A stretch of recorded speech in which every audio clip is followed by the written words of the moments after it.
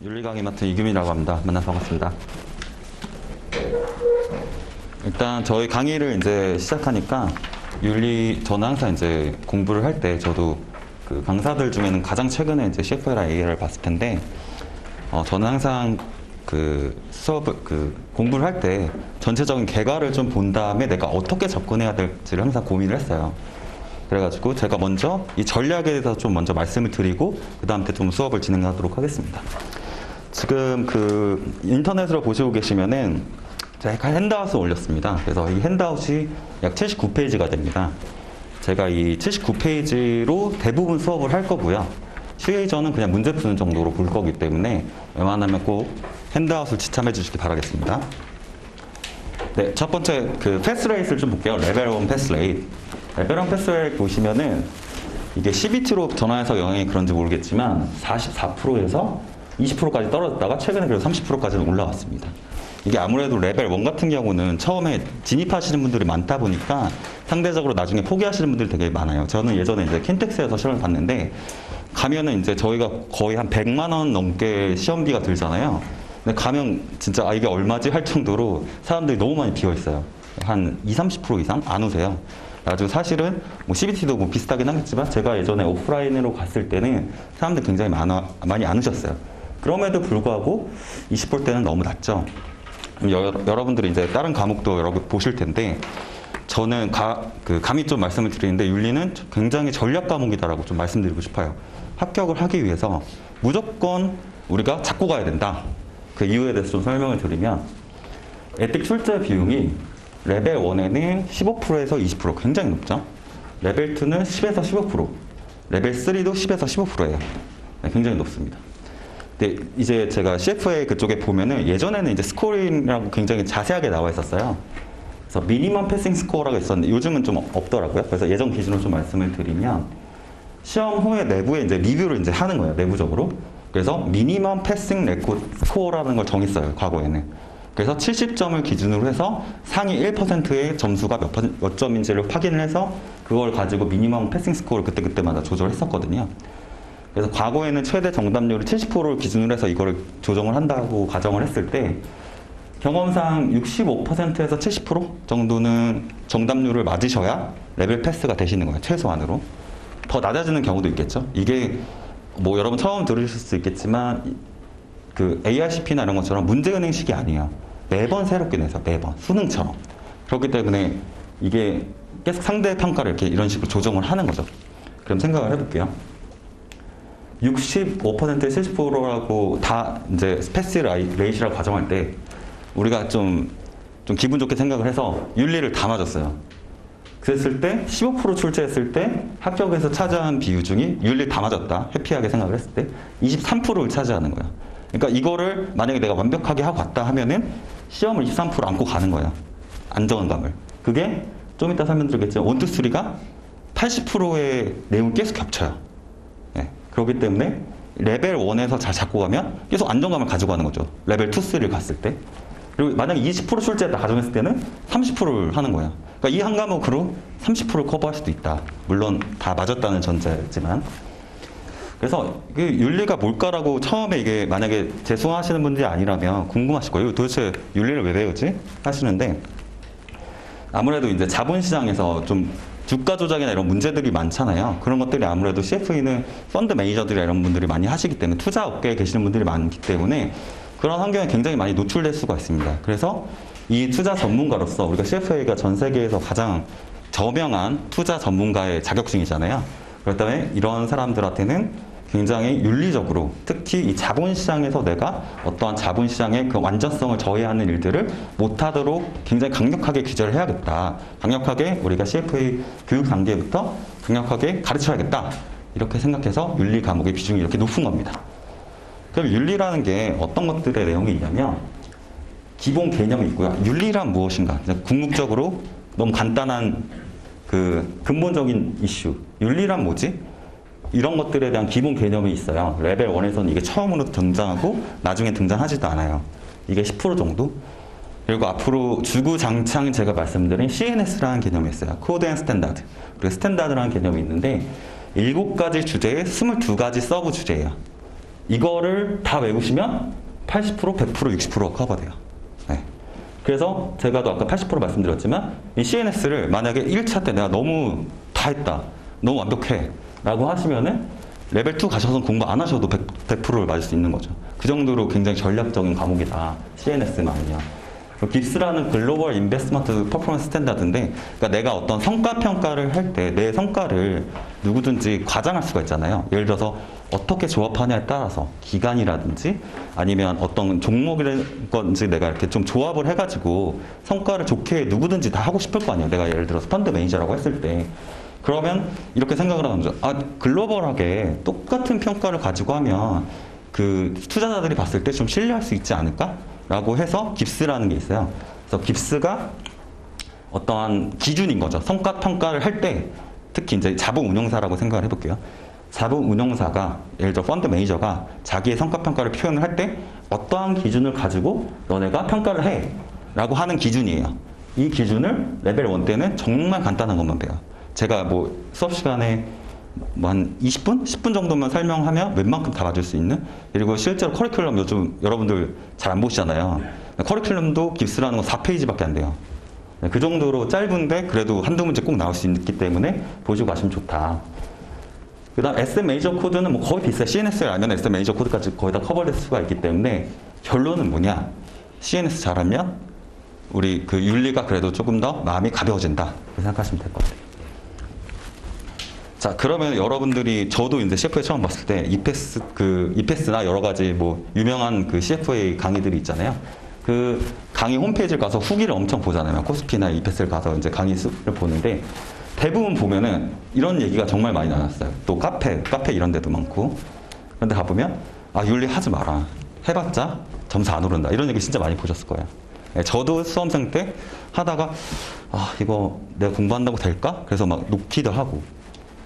그래서 제가 고민을 해봤어요. 왜 사람들이 윤리가 공부해도 안 오르는 거라고 생각을 하냐라고 생각을 해봤는데, 시험 중에는 약간 느낌으로 푸는 거예요.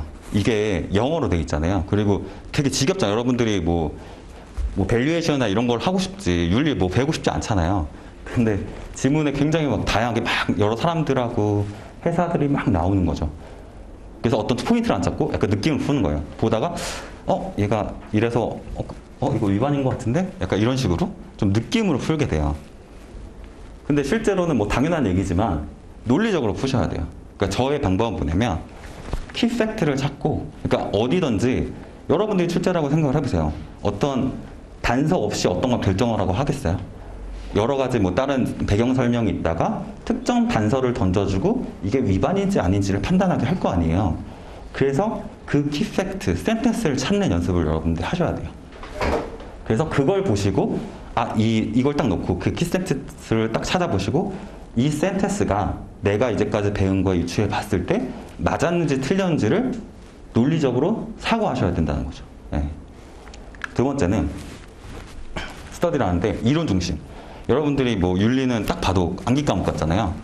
제가 단언컨대 말씀을 드리는데 제 강의를 들으면 이 7-22 있잖아요. 그거를 정말 지겹도록 말씀을 드릴 거예요. 그러니까 중요하게 외워야 되는 사실을. 그래서 나중에는 지금 또 얘기하냐 할 정도로 제가 계속 말씀을 드릴 거고, 그 22가지 되게 많아 보이지만 그 안에 또 유사한 좀 개념들이 있어요. 그래서 제가 최대한 잘 정리를 해드릴 거니까 그런 이론을 빨리 그냥 습득을 하시고, 더 중요한 건 뭐냐, 이게 결국에는 법이거든요. 법 같은 거거든요. 법은 아니지만. 그래서 어떠한 상황을 던져주고 그 상황을 가지고 우리의 기준에 비추어 봤을 때 맞았느냐 틀렸느냐를 하는 거예요. 법이라는 거, 여러분들 법 공부하신 분들 아시겠지만 보통 판례라고 많이 보시잖아요. 그러니까 하루 종일 이론만 계속 외우시고 이거는 이러니까 이러면 안 된다 뭐 이런 식으로 외우시고 시험 보러 갔다 다 틀리는 거죠. 왜냐면 사례마다 그게 다 다르거든요.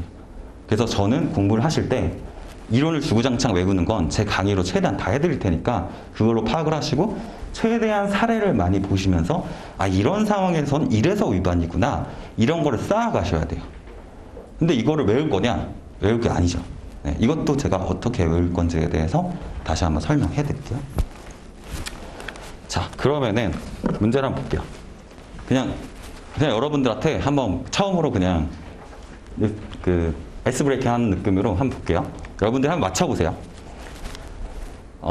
저 같은 경우는 이제 앞으로 여러분들이 그 다른 과목도 마찬가지예요. 2, 3차 가면은 지문이 굉장히 길어요. 근데 피어스 이러고 있어. 머리에 딱 넣었어요. 그러면은 나중에 헷갈려요. 그래서 저 같은 경우는 나중에 또 말씀드리겠지만 PC 이렇게 머리로 기억을 해요. PC. 그리고 PC가 애널리스트래요. 근데 사무엘 피터. 아니 보통 이제 P를 보통 또 기억하죠. PC가 있고, PC가 있구나.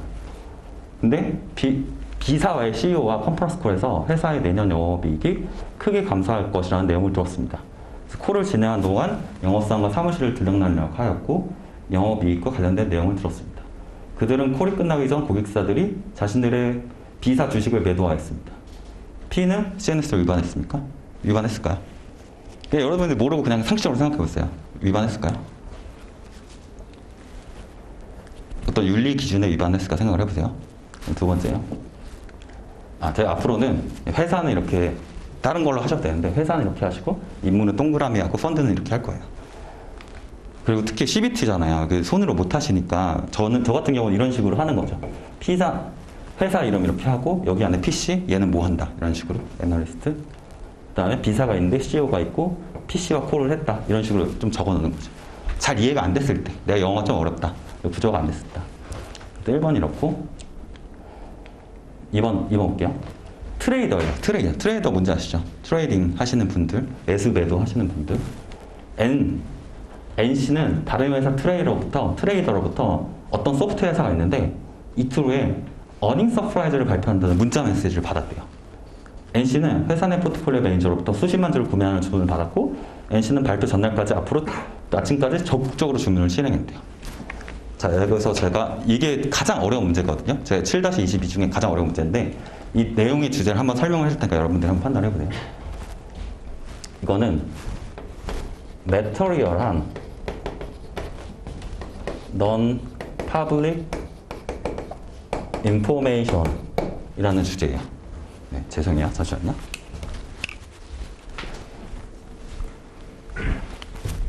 그래서 중요한 파블릭이 아닌 정보를 사용했을 때 위반이에요. 네, 무슨 말인지 이해되시죠? 그러니까 나만 알고 있는 중요한 정보를 이걸 가지고 뭔가를 사용한 거예요. 근데 여기서 중요한 거는 알고만 있어도 안 돼요. 그러니까 이 여러 가지를 고민해야 되는 게 매트리얼 한지 안 한지, 파블릭인지 아닌지 이걸 알았다고 해도 사용을 했는지 안 했는지까지 해야지 이게 위반이에요. 굉장히 복잡하죠. 자, 그러면은 여러분들이 1번하고 2번 했잖아요. 1번이랑 2번 중에 위반이 하나 있어요. 그리고 어떤 건 위반이 아니에요. 뭐가 위반인 것 같으세요? 1번하고 2번 중에? 네, 마음속으로 생각하셨을 거라 믿고 정답은 1번만 위반이에요. 1번만. 근데 예를 들어서 여러분들이 이런 사례를 접하지 않고 그냥 본다고 생각을 하세요. 그러면은 가다가 어닝 서프라이즈인데 저의 옛날에 많이 틀렸던 그 느낌을 해볼게요. 어닝 서프라이즈? 이거 가지고 했네? 주문 실행했네? 위반이다.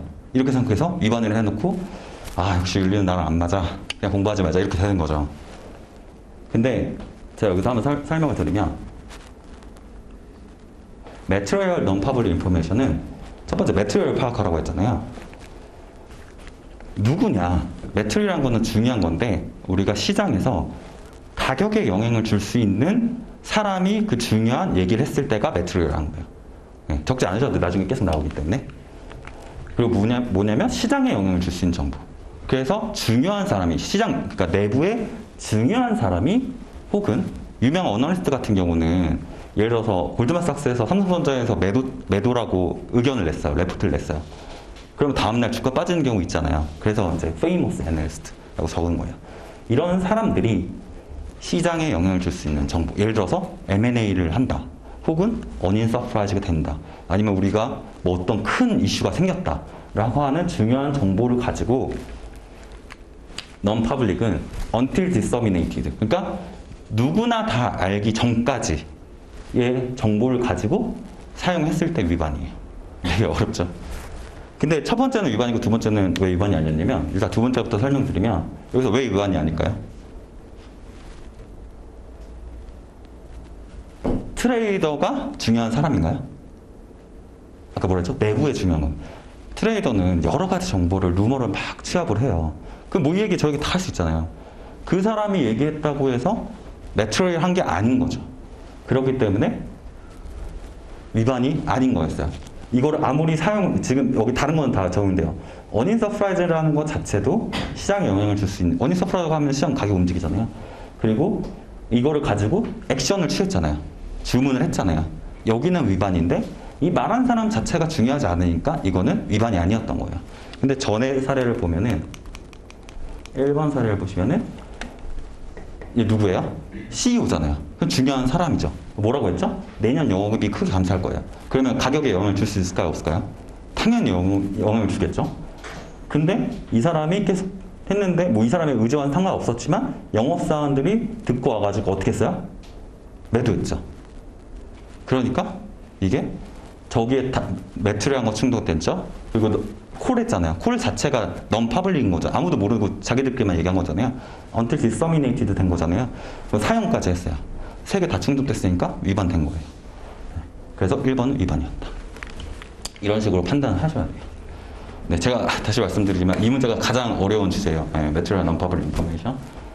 그래서 이렇게 보시면은 결국에는 사례를 아셔야 된다. 근데 이제 솔직하게 말씀드려서 저는 그렇게 생각해요. 저는 영어를 잘 못하거든요.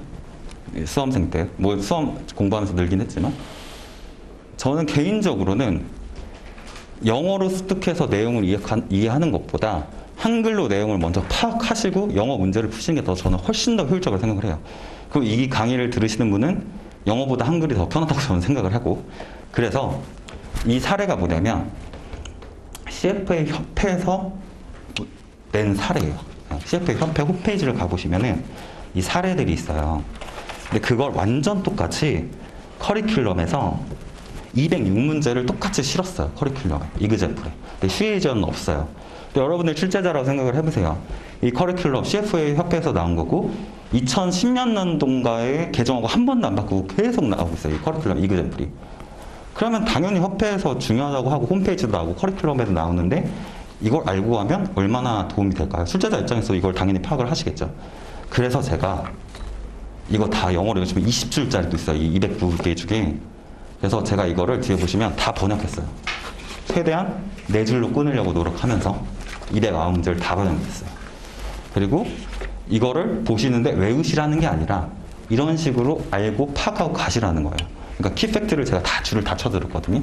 그걸 읽으면서 아 이게 이래서 위반이고 이래서 위반이 아니구나, 혹은 이게 어떤 이유 때문에 이렇게 되는가를 파악하기 위해서 이렇게 다 분석해 놓은 거예요. 그래서 제가 이거 수업 시간에 다 커버해 드릴 거예요. 그래서 이것만 보고 가셔도 어느 정도, 그리고 제가 아까 말씀드렸지만 7-22번을 여러 번 말씀드린다고 했잖아요. 그래서 그거를 계속 들으시면은 이론도 습득하고 사례도 하고, 근데 그런데도 짜증나는 문제들이 엄청 많아요. 그래서 어떻게 공부할 건지를 좀 이따 다시 설명을 드릴게요.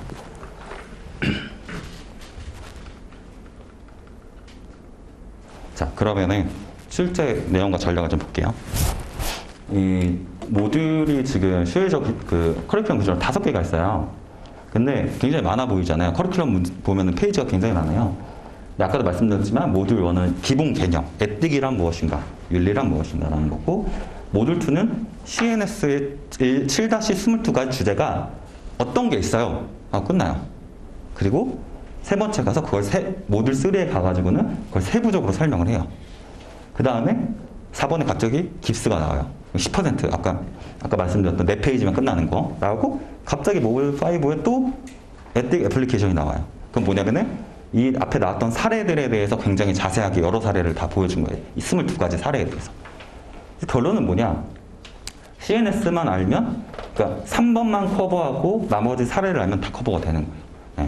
그리고 지금 모듈 5를 제가 커리큘럼을 봤는데 좀 많이 어려워요. 그래서 내용도 굉장히 길고, 그래서 그거는 좀 수업 시간에 스킵을 하고, 그 다음에 아까 말씀드렸던 우리 209개 사례 다 볼 거고, 이렇게 아시면 되고, 그래서 결론 아까도 말씀드렸지만 7-22 하면 80% 다 해결된다. 네. 어떻게 할 것이냐, 이거는 저의 방법이에요. 여러분들이 그러니까 이거를 보시고 참고하시면 돼요. 저는 이렇게 공부했고 여러분도 이렇게 공부하셨으면 좋겠다는 거니까 무조건 따라 하실 필요는 없을 것 같아요. 하지만 좀 한 가지 말씀을 드리면, 저는 이러한 방법을 써가지고 처음엔 좀 오래 걸렸는데 레벨 1, 2를 제가 원래 공대생이거든요. 근데 레벨 1 전에 뭐 재무적인 지식이 별로 없었는데 레벨 1 한 3개월, 레벨 2 4개월, 그 다음에 바로 AICP를 시작했어요. 그리고 7개월. 그 다음에 나머지 3차는 좀 오래 걸리긴 했는데 이직하고 해서 그래서 이러한 방법으로 해서 제가 그냥 전달 한번 드리는 거니까 참고하시면 좋을 것 같아요. 그러니까 저는 강의를 일단 다 들으시고 강의 들으신 다음에 내용 한번 내가 잘 이해했나 정리해야 되잖아요. 근데 이거는 꼭 그 윤리만 하는 게 아니라 다른 것도 좀 참고하시면 될 것 같아요. 그래서 강의 1회독을 한번 해보시고 뭐 서브노트를 하라고 하시는데 서브노트를 하셔도 되고 저는 근데 어떻게 생각하냐면 결론은 자격증 빨리 따야 되잖아요. 빨리 따려면 이론을 다 외워서는 너무 시간이 오래 걸려요. 그래서 저는 1번하고 2번까지는 인지의 과정, 3번부터는 문제를 풀면서 여러 번 계속 반복하는 거죠. 그래서 저 같은 경우는 어떻게 했냐면 내가 풀어야 되는 문제들을 슈에이저, 모듈 퀴즈, 커리큘럼, 이그젬플, 뭐 테스트 뱅크 이런 식으로 하고 과목을 옆에다 쫙 쓰고 그걸 내가 몇 번 봤는지를 썼어요. 근데 이렇게 하면 오래 걸릴 것 같잖아요. 근데 이런 걸 여러 번 반복해서 나중에 틀린 문제만 다시 보는 거예요. 그런 식으로 했는데 어떻게 하는지 한번 제가 예를 들어볼게요. 예를 들어서 2번, 아까 2번 문제 있잖아요. 저는 그렇게 생각을 해요. 이게 어떻게 뭐 자기가 전쟁을 나가도 딱 그 순간에 내가 어떻게 판단하느냐에 따라가 승패잖아요. 그러니까 여러분들이 처음에 딱 문제를 그냥 문제를 푸세요, 일단. 문제를 푸는데 이걸 딱 본 거예요. 그래서 정답의 사고는 뭐였어요? 정답의 사고.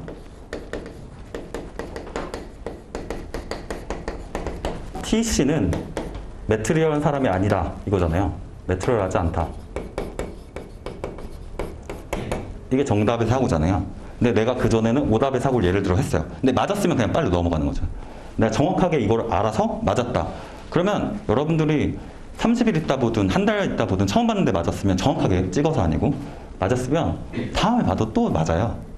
이게 불안하시면 나중에 처음부터까지 다시 하시면 되고 그 다음에 내가 틀렸어요. 그래서 예를 들어서 이런 틀린 게 1, 2, 3, 4, 5 쭉 있는데 1번은 맞았어. 틀렸어요. 이런 식으로 틀린 게 있잖아요.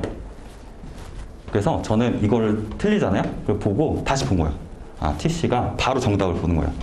TC가 우리가 문제 많이 맞추려고 처음에 문제 푸는 거 아니잖아요. TC가 중요한 게 아니구나. 트레이더는 중요하지 않구나. 그리고 넘어가요. 그리고 예를 들어 100번까지 있다 하고 다시 틀린 문제만 보는 거예요. 그리고 다시 딱 내가 시험장에 있는 것처럼 이거 보는 거예요. 바라보는 거예요. CBT니까 바라보는 거예요. CBT니까 그러니까 문제 이렇게 칠하거나 이렇게 하지 마시고 그랬는데 또 생각이 안 났어. 그럼 또 칠해. 또 틀렸어. 그리고 다시 문제 또 보는 거예요. 근데 맞았어요. 그럼 맞았다고 표시하고 넘어가고. 근데 이렇게 하다가 어떤 문제는 2번만 해도 기억이 나고 어떤 문제는 100번을 했는데도 기억이 안 나는 것도 있어요. 특히 막 문제 푸는 것 같은 경우는. 그래서 이렇게 가면 처음에 내가 100개 중에 50개를 들었는데 강의 들으시면 웬만하면 50개는 맞아요. 다음에 25개로 줄고 다음에 한 5개로 줄고 이런 식으로 쭉 줄어요. 그러면은 굉장히 빠르게 풀 수 있어요. 그리고 나서 이론을 보시잖아요. 그때 막 이해가 되기 시작해요. 아, 이게 이래서 그랬구나. 그러니까 내가 문제를 보면서 헷갈렸던 부분들이 다시 한번 마지막에 딱 그 이론을 보시면서 정리가 쫙 되는 거예요. 그랬을 때 여러분들이 생각을 해보세요. 하나씩 이거 하나부터 쫙 이렇게 하는 것보다 큰 그림을 쫙 훑고 그 다음에 하나씩 채워가는 게 훨씬 빠르잖아요. 그래서 저는 학원 선생님이기 때문에 학교 선생님이 아니기 때문에 최대한 빨리 따시는 게 중요하고 그렇게 하시려면 문제를 이런 식으로 내가 뭘 해야 되면 합격을 하겠는지를 파악을 하고 그거를 아까 그 같은 방식으로 여러 번 해서 모든 문제를 맞출 때까지 하는 거죠. 그래서 제 생각에는 이런 식으로 슈에이저 모듈 퀴즈, 커리큘럼 이그젬플 그리고 커리큘럼의 프랙티스 프로블럼 이거 완전 기본이거든요. 이것만 진짜 다 맞추셔도 웬만하면 저는 합격할 수 있다고 생각을 해요. 저도 거의 이것만 보고 갔고 이건 너무 기본 중에 기본이다. 이게 안 됐는데 여러분들이 테스트뱅크나 다른 마기징을 본다? 그거는 진짜 하시면 안 돼요. 무조건 이것부터 다 끝내시고 그 다음에 보세요. 네.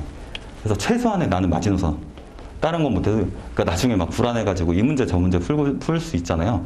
진짜 시간만 낭비하시는 거예요.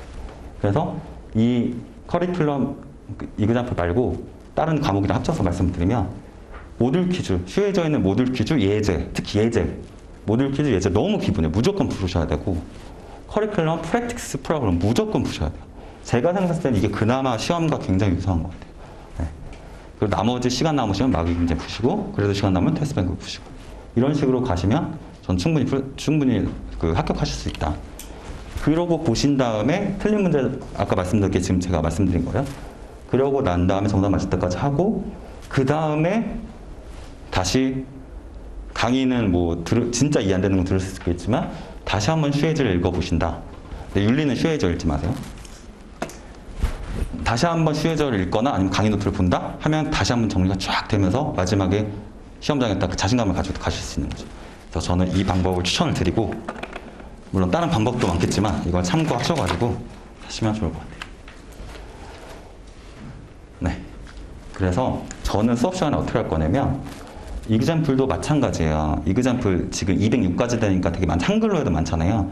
이런 방법으로 내가 속으로 딱 생각했을 때 이게 왜 위반인지 파악됐으면 버리고, 안 되는 것만 이런 식으로 제거해 나가면서 다시 하면 안 되는 거 보시면은 나중에 한 뭐 몇 번 왔다 갔다 하시면 진짜 빠르게 넘어가셨을 거예요. 아, 이것만 딱 키스펙트만 딱 봐도 아, 이래서 위반이구나, 이런 식으로 나갈 수 있기 때문에 그런 식으로 이그젬플도 똑같이 봐달라, 공부할 때, 그 복습하실 때. 그 다음에 리딩 익숙, 아까 뒤쪽에 앱 어플리케이션 있다는 건 이건 강의에서 커버 안 해드릴 거고 어렵기 때문에, 슈에이더 모듈 퀴즈 다 풀어드릴 거고요. 커리큘럼 프랙티스 프로그램 이 강의에서 다 풀어드릴 거예요. 그래서 저는 한글로 강의한다고 좀 불안해 하실 수 있는데, 저는 그거를 다 영어로 혹시나 표현이 불안하실까 해서, 이건 당연히 이 문제까지 제가 한글로 바꾸진 않겠죠. 그래서 이 문제 제가 다 풀어드릴 테니까 좀 그렇게 믿고 따라와 주시면 좋은 점수를 받을 수 있다, 말씀드릴 수 있습니다. 자, 그러면은 제가 정말 여러 번 강조드렸던 7-22에 대해서 설명을 드릴게요. 이거 4페이지인데 제가 그냥 모형화 한 거예요, 제 스타일로. 그래서 제가 이쪽에 칠판에 한번 써드릴게요. 제가 이 파워포인트로만 했더니 좀 마음에 바로바로 빠르게 지나가는 것 같아서 제가 한번 설명을 하면서 처음부터 써볼게요. 그러니까 저는 주체별로 본 거예요. 주체별로. 처음에 MC가 있어요. MC. 멤버 and candidate. 앞으로 줄여서 MC라고 할게요. 왜냐면 너무 많이 나오니까. 이거는 나 자신을 얘기하는 거예요. 적지 않으셔도 여기 지금 다 있는 거 그냥 한 번 더 쓰는 거예요. 멤버는 제가 이제 멤버인데, 시험에서 통과하시고 그 경력 채우는 거 있잖아요. 경력도 채우시고, 그 다음에 뭐 매년 그 멤버 가입할 때, 멤버 갱신할 때 뭐 조사 같은 거를 해요. 너 혹시나 뭐 법적인 사법적인 이슈 있지 않냐, 뭐 이런 것들 물어보거든요. 그런 거 그냥 답변하는 거 쓰고, 그 다음에 제일 중요한 거 회비를 내셔야 돼요. 회비를 안 내고 거기 뭐 인디드나 이런 데다 올리면은 이메일 온다고 하더라고요. 너 또 회비도 안 내는 거 왜 여기다 올리냐. 그래서 회비까지 낸 사람을 우리가 멤버라고 해요.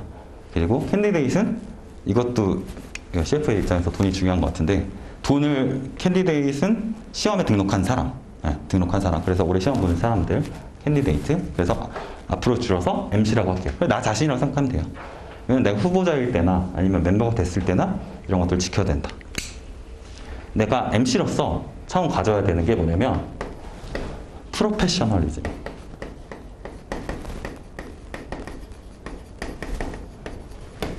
MC로서 처음에 프로페셔널을 가져야 된다. 이게 세부적으로 4가지가 있어요. 프로페셔널리즘. 그러니까 투자 전문가잖아요. 그러니까 프로페셔널리즘 가져라. 그리고 5번째인데 먼저 말씀드릴게요. 인베스트먼트, 그러니까 투자할 때 RAA, 줄여서 RA라고 할게요. 그러니까 추천하고, 레코멘데이션, 애널리스, 분석하고, 액션 할 때 어떤 마음가짐으로 해야 되는지에 대해서 이게 3가지가 있어요. 그 다음에 이건 좀 쉬운데, 이해상충. 제가 영어로 바로 안 되는 건 한글로 일단 써볼게요. 밑에 한글이랑 영어 다 있으니까 확인하시면 돼요. 이해상충.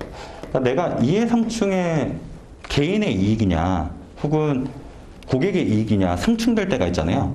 그러니까 여기선 주체는 고객, 그 다음에 인플로이어, 고용주, 그 다음에 난 MC인데, 그런 이해상충이 됐을 때 우리가 어떻게 해야 되는지. 그래서 MC는 이 3가지를 하셔야 돼요. 네, 이해되셨죠? MC. 이게 크게 세 가지가 있는데, 이건 좀 쉬워요. 이해상충은. 자, MC로서 이래요. MC. 그 다음에 캐피탈 마켓이 있어요. 캐피탈.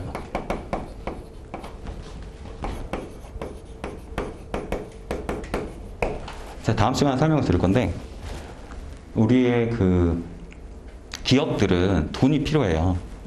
돈이 필요한데 돈을 어떠한 식으로 조달할 거냐. 그게 우리가 흔히 알고 있는 주식이 있고 채권이 있잖아요. 그거를 발행하고 거래하는 건 시장을 우리가 캐피탈 마켓이라고 하는 거예요. 그 캐피탈 마켓이 특히 완전성이 굉장히 중요하잖아요. 그래서 두 번째 주제는 인티그리티 캐피탈 마켓. 이게 무슨 말이냐? 완결성이랑 완전성이란 건 뭐냐? 그러니까 저는 이렇게 그냥 표현할 수 있을 것 같아요. 그냥 평등함?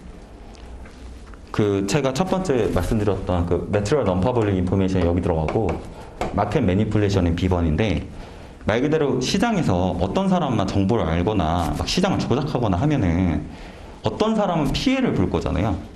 그래서 그런 피해가 안 되도록 너네가 그런 활동들을 하면 안 된다라고 하는 게 인티그리티. 이 시장이 캐피탈 마켓에 안전해야 된다. 안전성을 가져야 된다고 해가지고 인티그리티 오브 캐피탈 마켓이 두 번째 주제예요. 그래서 아까 말씀드렸던 매트리얼 non-public information 사용하면 안 되고 마켓 매니플레이션 하면 안 된다. 그러니까 주가 조작 이런 거 하면 안 된다. 얘기하는 거죠. 그 다음에 클라이언트가 있어요. 자, 우리가 또 돈을 주시는 분이라고 얘기했고요.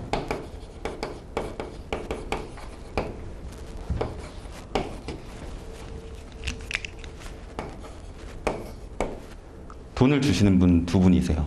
네, 고용주도 주고, 고용주는 클라이언트 받아서 주잖아요. 그래서 돈을 주시는 분들은 다 듀티를 가져야 돼요.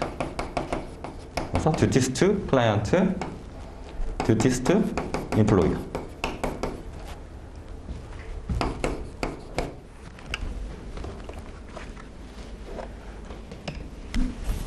네. 그래서 이게 고객에 대한 의무는 좀 많이 가져야겠죠? 5개가 있어요. 그게 어렵진 않아요. 임플로이어는 3개가 있어요. 근데 여기서 그냥 연관돼서 그냥 한 번 설명할게요. 듀티를 가지니까 결국에는 로열티를 가져야 돼요. 임플로이어도 우리가 로열티를 가져야 돼요. 네. 그리고 벌써 이게 7-20이라고 했죠? 이제 하나 남았죠, 하나. CF의 협회. 협회는 꼭 들어가야 되죠.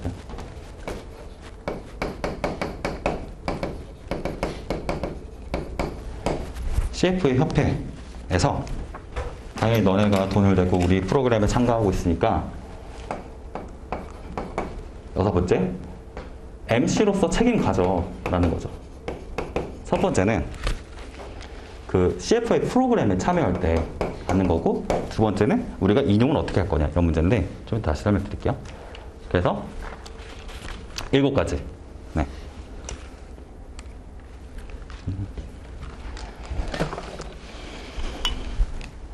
자, 이렇게 보시면은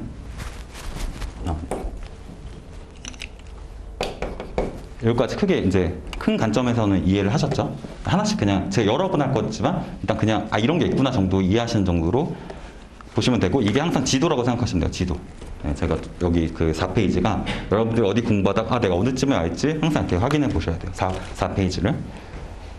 자, 다시 돌아갈게요. 자, 두 번째 반복하는 거예요. MC가 처음에 가져야 되는 거 뭐라고 했죠? 프로페셔널리즘이죠. 프로페셔널리즘이라는 건 뭐냐면 법을 잘 아셔야 되고요.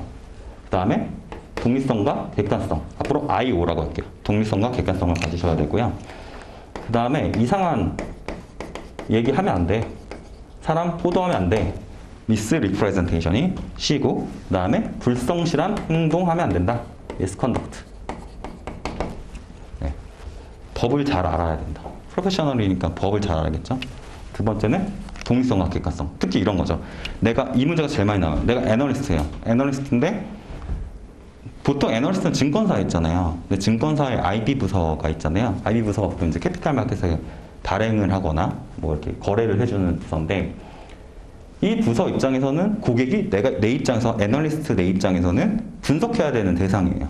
그렇죠? 이해되셨죠?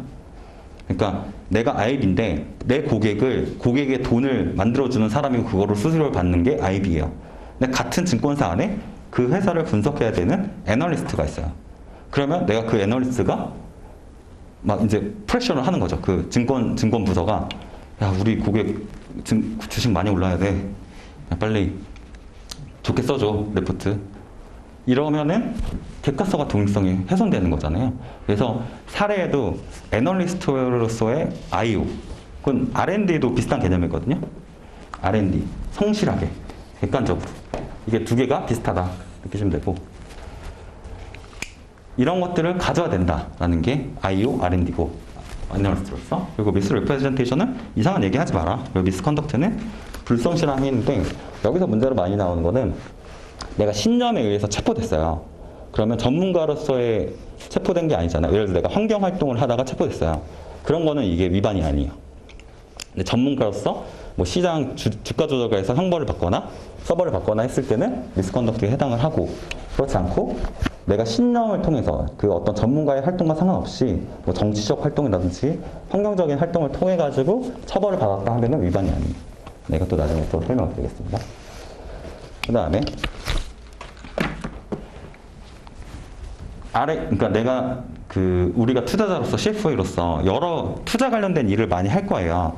그래서 분석을 하고 추천을 하고 그다음 액션 같은 거를 트레이딩 같은 걸 해줄 텐데 그런 거 할 때 어떻게 되냐? 열심히 봐야 된다. 대충 보지 마. 열심히 봐야 된다. 가 첫 번째고요. 두 번째는 고객과 소통 잘하자. 그리고 세 번째는 C는 기록 보존 잘하자. 딱 봐도 뭐 그렇게 크게 어렵진 않겠죠? 고객 소통은 쉬워요. 그냥 무슨 일 있을 때 무조건 알려줘. 그리고 평등하게 알려줘. 어떤 사람한테만 알려주지 말고 중요한 얘기 있으면 고객한테 바로바로 알려줘. 이게 주제예요. 레코드 리테이션은 그냥 기록 보관 잘하자. 끝이에요. 이건 좀 쉬워요. 그 다음에 conflict of interest는 이해상충. 이해상충일 때는 이해상충이 생겼을 때는 무조건 안 하는 게 아니에요. 예를 들어서 내가 애널리스트인데 나의 사촌이 어떤 내가 평가하는 커버하는 대상 회사의 임원이에요. 혹은 주주예요. 했을 때 이거를 거래하면 안 되냐? 그건 아니고요. 대신 어떻게 해라? 잘 디스클로즈 해라. 잘 알려줘. 안 알리면은 투자자들이 좀 오도가 될 수가 있잖아요. 그래서 무조건 알려주면 된다. 그래서 이해상충이 됐을 때는 첫 번째 알려줘야 된다. 그리고 두 번째는 프라이어티 트랜잭션인데, 그러니까 어떤 거래를 할 때 누구 위주로 할 거냐. 이게 다 연관되어 있는 거예요. 프라이어티 트랜잭션은 로열티랑 이 로열티라도 다 연관이 되어 있는데 결론은 뭐냐면은 우선순위예요. 결론은 뭐냐면 MC가 제일 늦게 하시고요. 그 다음에 인플로이어. 그 다음에 고객. 그러니까 어떤 좋은 정보를 알았어요. 무조건 고객 거부터 먼저 해야 되는 거예요. 내 거부터 하면 무조건 위반이에요. 좋은 정보를 얻어서 예를 들어서 내가 펀드 매니저예요. 그래서 이 주식이 올라갈 거라는 거 분석을 했더니 알았어요. 그랬을 때 내가 먼저 막 주식을 하는 거예요. 먼저 매수를 하는 거예요. 나중에 고객 걸 막 펀드를 하는 거예요. 그런 식으로 항상 고객 이익 우선이 돼야 된다. 그리고 고용주랑 나의 관계에서도 고용주를 우선으로 해야 된다. 그래서 이게 로열티이자 프라이어티 트랜잭션이에요. 그래서 이것만 기억하시면 대부분 커버가 된다. 내가 가장 우선순위가 떨어지고 항상 고객 우선주의, 고객 우선으로 해야 한다. 이렇게 개념만 이해하시고 그 다음에 인플로이어, 그 다음에 MC. 이렇게 생각하시면 됩니다. 그 다음에 이해상충에서 마지막은 그냥 추천 피를 받았어요. 여러분들이 뭐 여러 가지 하다가 추천할 수 있잖아요. 그런데 추천 피를 받았는데 예를 들어서 어떤 상품을, 보험 상품을 같이 연계해서 소개를 해주면은 너한테 피를 줄게. 그 자체는 위반이 아닌데 어떻게 해야 되냐? 디스클로즈 해야 된다. 이것도 그냥 디스클로즈 하면 돼요. 네. 이것도 계속 나중에 자세하게 설명할 거니까요. 그리고 캐피탈 마켓으로 들어가가지고 캐피탈 마켓이 아까 뭐라고 했죠? 인티그리티. 완전성을 가져야 되는데 첫 번째 완전성은 매터리얼한 non-public information에 대해서 여기서 옆에 하나 적어주시면 될 것 같아요. 액션 하면 위반이에요. 액션. 액션 하는 순간 위반이에요. 액션 안 하면 위반이 아니에요. 네. 그 다음에 B는 시장 조작. 이거 너무 당연한 거죠. 그러니까 시장에서, 그러니까 주식 시장이라고 그냥 편하게 생각하시면은 시장 조작하면 위반이에요. 예를 들어서 막 이상한 정보를 퍼뜨려가지고 매수 매도를 올린다든지 아니면 내 뭐 차명 계좌를 통해서 막 볼륨이나 가격을 조정한다든지 이런 시장 조작하면 캐피탈 마켓의 수요와 공급이나 이런 가치를 통해서 움직여야 되는데 완전성이 깨지는 거죠. 그래서 A랑 B가 완전성에 대한 얘기예요. 그리고 세 번째 클라이언트로 넘어가가지고 로열티 아까 설명드렸고 그 다음에 두 번째는 페어 딜링. 이거는 옆에다 쓰시면 고객 간 평등 이렇게 쓰시면 될 것 같아요. 이건 무슨 말이냐면 고객들 간에 평등하게 너네가 페어하게 처리 딜 같은 거, 딜링 같은 거, 매수 매도 같은 거 했을 때 페어하게 해줘라. 고객 간 이렇게 쓰시면 되고 그 다음에 적정성 suitability. 이건 뭐냐면 어떤 고객의 건 좋은 예를 들어서 내가 좋은 게 있어요. 좋은 정보를 알았어요. 그래서 만나는 고객마다 얘기하는 거예요. 야 이거 투자 이거 대박이야 이거. 그래서 예전에 막 신풍제하고 막 이런 거 있잖아요. 그 막 좋은 정보를 얻은 거예요. 가가지고 고객 만나는 고객마다 야 이거 투자해 이렇게 했어요. 그러면 그 고객마다 상황이 틀리고 내가 리스크를 테이크할 수 있는 게 틀리고 나의 어떤 그 수익에 대한 리턴 목표가 다른데 다 같이 추천하면 그 고객에게 적합하게 추천해 준 게 아니잖아요. 그래서 고객한테는 의무를 가져야 되는데 어떤 의무를 가져야 되냐면 그 고객별 특성에 맞게 추천하고 분석하고 액션을 해줘야 된다. 그게 수러빌리티. 네, 이해되셨죠? 그 다음에 D번은 깁스랑도 연관되어 있는데 PP. 그러니까 퍼포먼스. 내가 이게 자산운용이랑 관련됐다고 말씀드렸어요. 퍼포먼스를 하는데 과거에 있었던 성과를 가지고 평가를 하는데 내가 어떤 기술을 할 거냐. 옆에다 그냥 깁스라고 써주면 돼요. 깁스. 깁스 맞춰서 하시면 돼요. 네. 깁스에 있는 내용이 대부분 커버가 되고요. 그 다음에 E는 그냥 고객 기밀 유지하자. 이런 건 쉽잖아요. 그렇죠? 고객 기밀 유지하자 너무 쉽잖아요. 네. 당연히 위반하면 고객 기밀을 막 알리고 다니면 위반이겠죠. 그리고 여기서 뭐 한 가지 그냥 나중에 또 설명드리겠지만 예를 들어서 너무 좋은 정보가 있어요. 막 이렇게 막 기부하고 이럴 정보가 있어가지고 A씨한테 가가지고 B씨가 예를 들어서 B씨가 이런 거예요. 아, 나 너무 기부하고 싶다 이렇게 했어요. 근데 A씨가 어떤 MC가 A씨한테 가가지고 야 B씨 기부하고 싶대. 야 빨리 걔한테 가봐. 이렇게 하면 위반인 거예요. 항상 고객한테 동의를 얻어야 되는 거죠. B씨한테 가서 야 A한테 나 너 기부하고 싶다는 거 얘기할 건데 괜찮아? 이렇게 얘기를 하고 가야지. 아무리 좋은 거라도 무조건 동의 없이 고객 동의 없이 뭔가 정보를 유출하면 위반이다. 이런 거에 대한 내용. 네. 그 다음 인플로이어.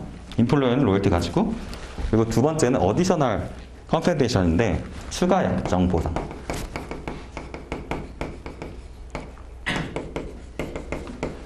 이건 뭐냐? 예를 들어 가지고 이게 인플로이어에 대한 듀티잖아요.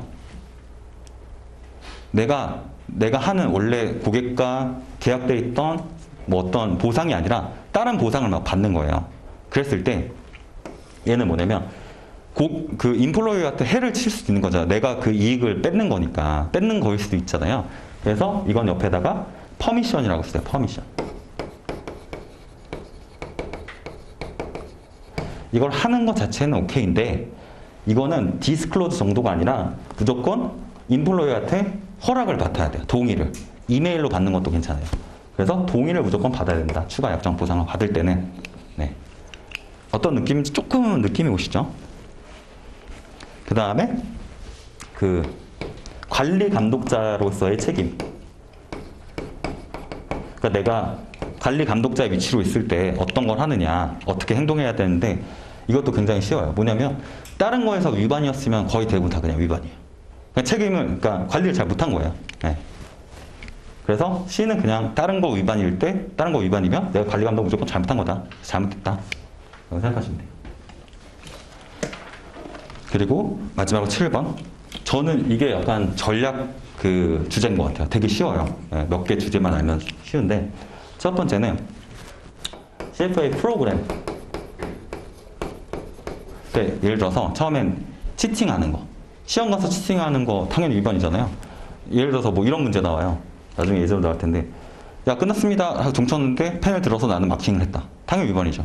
이런 게 나오는 게 그거고 그 다음에 이것도 여러 번 나올 거지만 예를 들어서 이런 거예요. 블로그에 이제 카페에 올린 거예요. 어떤 카페에 가가지고 올린 거죠. 아 오늘 CFA 시험을 보고 왔는데 너무 어려웠어. 사실만 얘기하는 건 위반이 아니에요. 그러니까 어려웠다 쉬웠다 뭐 이 정도 이야기하는 건 위반이 아닌데 아 나 이번에 AI에서 무슨 문제 나올 것 같았는데 왜 안 나왔어 라고 하면 위반이에요. 이거는 어디서 나왔는지 안 나왔는지에 대한 위반이잖아요. 그래서 이런 문제가 너무 많이 나오거든요. 그래서 문제 유출하면 위반인데 그런 식으로 뭐가 나왔다 안 나왔다 얘기하면 위반이다. 이런 거에 대한 얘기예요. 그러니까 우리가 프로그램 참여할 때 하지 말아야 되는 거 이거에 대한 얘기고요. 마지막 B번은 인용이에요. 인용. 내가 현재 스테이터스가 있을 거 아니야. 캔디데이일 수도 있고 MC일 수도 있고 혹은 MC가 됐다가 멤버가 됐는데 회비를 안 내면 그 다음 그 연도에는 회원이 아니에요. 근데 막 했어요. 멤버인 척 했어요. CFA라고 달고 다녔어요. 그럼 다 위반이에요. 그래서 그리고 또 예를 들어서 이규민 CFA 이렇게 써야 되는데 예를 들어서 뭐 스트롱 CFA 뭐 이런 식으로 썼어요. 앞에다가. 네, 나 너무 강력해. 나 정말 전문가야. 이런 식으로 쓰면 다 위반이에요. 그러니까 이런 거에 대해서 내가 표현을 어떻게 할 거냐 라고 했을 때 내가 정해져 있는 대로 표현 안 하고 다른 얘기를 하면은 예를 들어서 이런 것도 위반이에요. CFA 레벨 2 예를 들어서 레벨 2를 패스를 했어요. 그래서 나는 이러고 다니는 거죠. 나 레벨 2야 이렇게 하면 위반이에요. 그냥 뭐 이규민 CFA 레벨 2 이렇게 하면 위반이에요. 네. 정확하게 써줘야 돼요. 나는 어디에 가입한 캔디데이시다 이렇게 레벨 3 캔디데이 이렇게 써줘야 돼요. 그런 거에 대한 표현이 있거든요. 그래서 그런 몇 가지 다시 한번 말씀드리지만 사례를 아시면 된다. 사례를. 그래서 다시 한번 정리를 해드릴게요. 네. 그냥 이렇게 파워포인트로만 했더니 마음에 잘 안 와닿으시는 것 같아서 한 번씩 써봤고요. 자, 다시 한번 생각을 해볼게요. 이제 앞에 보시면서 다시 한번 생각해보세요. 제가 말씀드렸지만 저는 수업은 무조건 반복하거든요. 중요한 건 반복하기 때문에 앞에 보시면 처음에 MC가 있고 그 MC가 프로페셔널리즘을 가지셔야 돼요. 첫 번째는 법을 잘 알고 두 번째는 IO를 가시고 C는 이상한 얘기하면 안 되고 네 번째는 D는 미스컨덕트. 불성실한 행위하면 안 된다. 네, 전문가로서 불성실한 행위. 네, 두 번째는 뭐라고 했죠? 캐피탈 마켓. 캐피탈 마켓은 기업이 주식이나 채권을 발행하고 거래하는 시장이라고 했죠. 그 시장에 대한 뭐예요? 두 번째는 인테그리티. 완전성을 가져야 된다. 완전성. 그래서 시장에 누구는 이익이 되고 누구는 불이익이 되는 그런 시장을 만들면 안 되고 모두 다 평등하게 해야 된다라는 거고 그 첫 번째가 Material Non-Public Information이고 그거를 액션하면 위반이다. 아는 것까지 상관없는데 액션하면 위반이고 Market Manipulation, 주가 조작 이렇게 생각하시면 돼요. 주가 조작 같은 거. 네, 세 번째, Duties to Client. 돈을 주시는 분은 듀티다. 첫 번째, 로열티. 누가 가장 우선이라고요? 고객이 가장 우선이다. 어떤 걸 하든 간에. 네, B는 페어 딜링. 고객 간에 평등하게 대해주세요. C는 서러빌리티. 고객은 그들에 맞는 걸 RAA 하셔야 된다. 네, 추천하고 분석하고 액션 취해줘야 된다. 그 다음에 PP는 뭐라고 그랬죠? 퍼포먼스 프레젠테이션은 깁스 유지하면 된다. 깁스를 잘 하면 된다. D는 컨피 잘 유지하자. 컨피. 그 다음에 네 번째, 듀티스 투 임플로이어. 로열티. 돈 주시는 분이니까 로열티 가셔야 되고 그 다음에 추가 약정. 그러니까 어떤 다른 계약해서 네가 임플로이어 모르게 돈 받으면 어떻게 하겠죠? 퍼미션. 무조건 퍼미션 하셔야 된다고 했어요. 그 다음에 관리 감독 강화는 그냥 다른 거 다 위반이면 네가 관리 감독 못했잖아. 그래서 따로 외우실 게 거의 없어요. 저거는. 다섯 번째, RAA 할 때. 투자에 대한 RAA를 할 때는 열심히 해. 그걸 앞으로 그냥 R&D라고 할게요. 열심히 해. 그러니까 예를 들어서 여기 하나 더 추가해 드릴게요. 여러 번 나오는 건데 RAA는 아예 안 보거나 파셜하게 보거나 베네핏 받고 하면 위반이에요. B도 똑같아요. 이게 무슨 말이냐면 예를 들어서 여러 선택의 순간이 있어요. 아니면 그냥 이렇게 이렇게 얘기해 볼까요? 그 애널리스트인데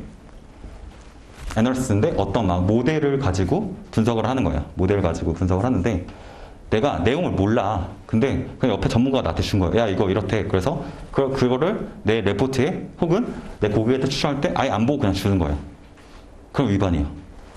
나는 완전하게 내가 할 수 있는 최대한을 다해서 봐야 되는데 아예 안 보거나 일부분만 보거나 혹은 누구의 베네핏에 의해서 내가 하거나 예를 들어서 어떤 운용사를 선정을 해 어떤 선택의 순간들이 있잖아요. 그 투자를 하다 보면 내가 돈을 줘서 운영을 하는 스폰서인데 자산 운용사를 선택을 하는 과정이 있어요. 예를 들어서 그 선택의 과정에서 그 자산 운용사 중에 뭐 컨테스트 같은 걸 하거든요. 사모펀드 같은 경우는 그 컨테스트에 내가 아는 지인이 있어. 그래서 돈을 주겠대. 나 선택해주면 돈 주겠대.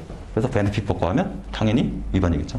그래서 여러 번 얘기해 드릴 거지만 R&D나 IEO는 가장 기본적으로 아예 안 보거나 파셜하게 보거나 베네핏을 받고 하면 위반이다. 항상 독립적으로 제대로 잘했는지 봐야 된다. 이렇게 보시면 되고 컨플릭트 오브 인터레스트 이해상충 있으면 어떻게 알았죠? 무조건 디스클로즈 하셔야 된다. 그 다음에 프라이빗 트랜잭션은 누가 가장 우선이라고요? 클라이언트, 그 다음에 임플로이어, 그 다음에 내가 제일 우선순위 낮다. 레퍼럴 피는 어떻게 해야 돼요? 무조건 알려줘야 돼요. 예를 들어서 나 진짜 너무 이거 좋아서 그런데요. 이 보험 좀 들어보세요. 예를 들어서 내가 그 증권사 창구에 있어요. 그래서 펀드 판매하다가 혹시 고객님 이거 제가 써봤는데 너무 좋아요. 이거 너무 좋은데 이 보험 상품 써보세요. 그래서 추천을 해줬어요. 근데 내가 이 사람이 이 추천을 해서 추천을 받는다고 알고 있을 때랑 추천료를 안 받는다고 생각했을 때랑 느낌이 어떻죠? 이 사람이 그러니까 피를 받아요. 피를 받으면 당연히 이 사람 피 받으니까 과장해서 나한테 광고하겠냐고 판단을 할 수 있잖아요. 근데 그거를 얘기를 안 했어요. 그러면은 이 사람 진짜 좋은 사람이다. 나한테 이런 거 추천해주네 라고 할 수 있잖아요. 그래서 추천 피는 무조건 디스클로즈 해야 된다는 거예요. 이것도 나중에 사례로 다 말씀드릴게요. 그리고 CFA 협회. MC로서의 책임. 어떻게 알았죠? 첫 번째는 CFA 프로그램 참여할 때 아까 치팅하지 않거나 문제 유치를 하면 안 된다. 근데 두 번째, 인용할 때 막 이상하게 인용하면 안 된다. 이렇게 말씀을 드렸어요. 네, 여기까지 일단 1강 하고요. 두 번째부터는 좀 자세하게 기본 개념 보고 그 다음에 전반적으로 우리가 백그라운드를 아셔야지 더 좋거든요. 그래서 그런 거에 대해서 추가 설명 드리도록 하겠습니다. 네, 10분만 쉬고 시작하겠습니다.